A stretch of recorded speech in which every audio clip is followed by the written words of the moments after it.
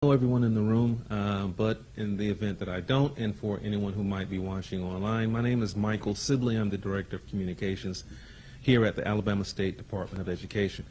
We greatly appreciate your attendance. We understand that this was pretty impromptu, so we thank you guys for coming out. Dr. Mackey has some information that he wants to share. Before he comes up, I just want to let everyone know that after Dr. Mackey's remarks, there will be a small period of time that will open up for questions on the other side of that.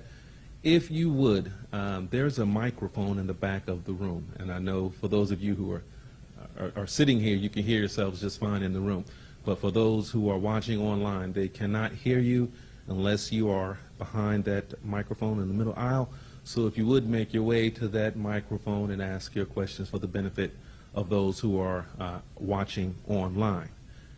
With that said, I will bring forth our State Superintendent of Education, Dr. Eric Mackey.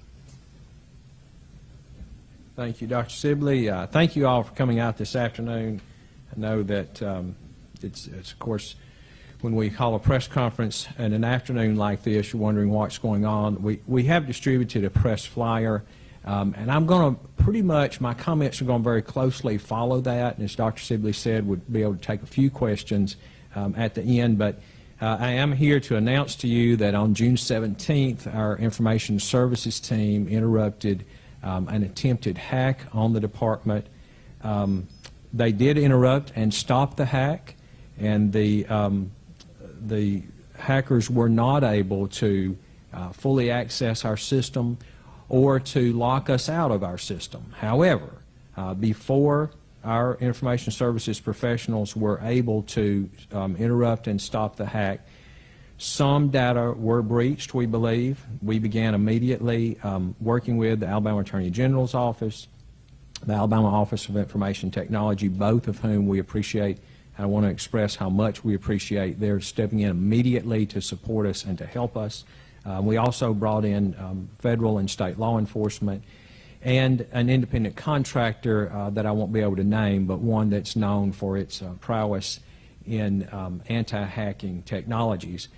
And we began immediately to mitigate the circumstances. This is an ongoing criminal investigation, and therefore there's limited things that we can say and limited information that we can give out at this time. We'll be able to say, though, our services, all services have been restored. Additional cybersecurity protocols have been deployed. I cannot get into the details of what those are, obviously, because of the nature of it being an ongoing investigation, and also because we don't want to give out public information on what kinds of technology protocols are in place. I would also like to say that you know, like others that have been hit, other public schools have been hit, agencies, hospitals, businesses, and this has become, unfortunately, almost commonplace across our country, where these criminal syndicates, foreign criminal syndicates, attack American institutions like they attacked ours. And while this is disheartening and disappointing, we are not going to negotiate with foreign actors or extortionists, and we've made that very clear. The FBI has made it clear that they never recommend negotiating with these foreign extortionists, and we will not be doing that. All of our data are back up and running, by the way. We were able to restore every server using backups that we had. We know that those are clean backups, and they have all been checked to make sure that there's no extraneous code that could be used against us in the future. So all of our services are back up and running. Many people have been questioning over the last couple of weeks.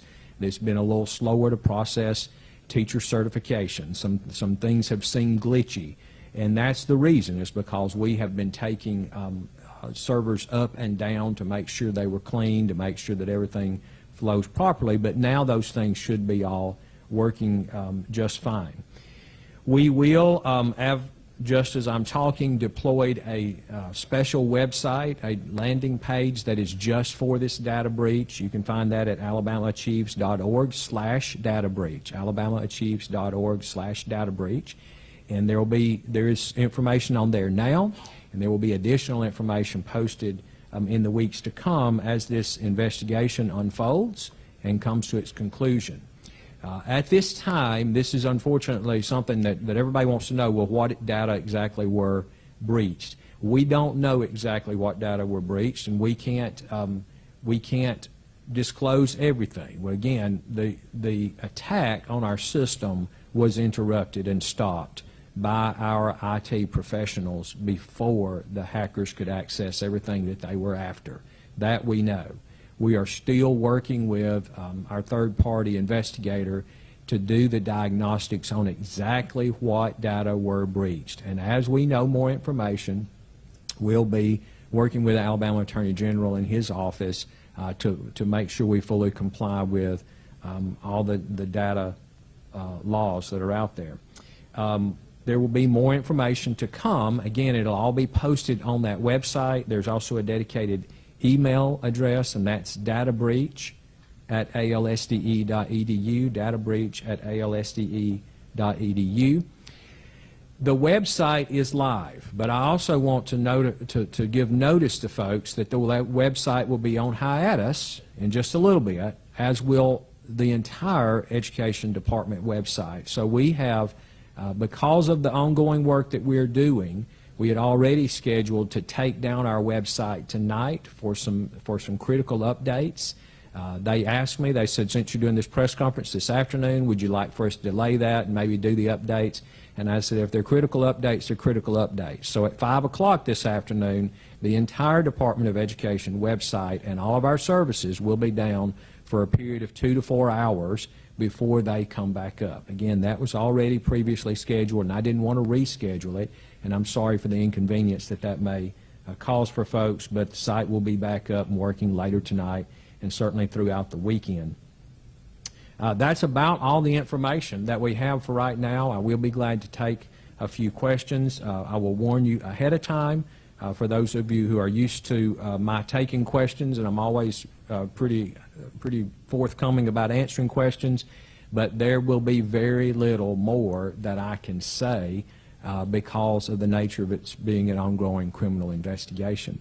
But with that, Dr. Sibley, would you like for me to just take questions, or you want to call on folks? Again, ask people, if you have a question, even if you're up here in the front, if you'd please go to the microphone so folks who are hearing the live stream can hear the questions. I think there are so few of us in the room that if you would make your way to the microphone if you have a question to the host.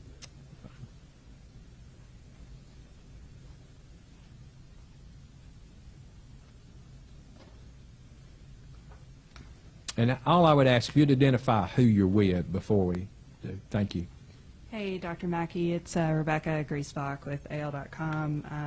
I was wondering if you could say anything additional about where the vulnerabilities were. I mean, did this come through a login or a phishing attempt or PowerSchool, anything like that? Yeah, I wish that I could. I knew that question would come, but unfortunately, due to the nature of the investigation and under advice of counsel, we just can't give any of that information out at this time. Down the road, that may be something that can be shared, but again, we're following the lead of federal investigators. They are leading this investigation. Obviously, it's a federal investigation because it goes across national lines, and so we're not able to talk about that. And one more question: do you know what the foreign entities are? Are they coming from a certain place? It's a great question, and I wish I could answer it, but right now, no, I'm not aware. Shouldn't say I'm not aware. I'm not able to answer that. Okay, appreciate it. Thank you. Yes, thanks, Rebecca. Sorry about that. Gemma Stevenson with the Alabama Reflector. I know you said you can't really give much more information, but at least in the news release it says student and employee data. Is there any information you can give about who might have been impacted? Sure. So we can't give specific information, but on our servers we do keep backup student data and employee data, and those are State Department employees and local education employees. So there is a possibility, and again, I can't say specifically, and I know that people are going to want to know, do you know if my data are involved. I don't even know if my personal data are involved. Obviously, I have data stored on the site. I have 3 sons who went through Alabama public schools. I don't know if their personal data is involved. But what I would say is that to all parents and all local and state education employees out there, they should monitor their credit. They should assume that there's a possibility that some of their data were compromised. To that question, too, I'd like to clarify, and I know the website will clarify this more, but things like direct deposit information, we obviously don't keep that at the State Department of Education. So if people are worried, you know, could they have gotten my bank routing numbers or any of that? No, because we don't keep any of that information. But there would be some personally identifiable information that we have on students and teachers that might have been compromised. I can't say for sure who it touches, but any of those people in those groups should be aware of that. And then you kind of already half answered this, but just in terms of like the scope of what might be out there, can you give any details? Really, I don't have any more details than that. So we've brought in a third party to help go through line by line and look at which servers were tapped into and what data are on those servers, so we'll have some idea of what could have been taken. We know that all of our, again, it was we interrupted this and stopped it. There's no question that the attempt was to do a denial of service, that they, as we've seen unfortunately in the news, where the hackers would come in, steal data, and then encrypt your data so you can't get it without paying them off. Fortunately, and I'm very proud of our IT staff, they stopped that from happening. But we know that before they were able to stop it, some data were accessed, and again, we're still assessing exactly which data were taken. We do have information about which data possibly could be taken because we're able to look and see which servers they were not able to get to in the time they were in there. Thank you. Sure. Randy Scott, Alabama Public Television. Dr. Mackey, many times when an event like this happens, it's almost a diversionary tactic, if you will, where one entity is hit and others are hit without people knowing. Have you heard any concerns from any other entities within the school system of the state that have had concerns about suspicious activities? Or can you comment on that? And are you taking steps to help them stay aware of what's going on? Yeah. Well, I cannot comment on our discussions with other, other state agencies and local education agencies. We certainly are always in those discussions with them, just as we take step after step after step to secure our own data. We're always working with school districts to try to help better secure their data too. I can't really comment on what's going on. I will say that I've learned, I was not surprised to learn this, but I've learned in the last several days just working with the experts we have in the field that there are data hacks all over the country that are successful every single day. Some of those are against public institutions like ours, some are against private businesses. Some get more data than others get. Some are able to get to the full end and lock down servers, and others like ours are not. But as they've told me, that this is a nonstop battle against a huge syndicate of foreign hackers that are attacking American businesses and American public agencies nonstop on a daily basis. Any other questions? Any other questions? Okay. Like Thank you. I do want to remind everyone that if you have questions, we don't want to get inundated with phone calls, but we do understand your concern.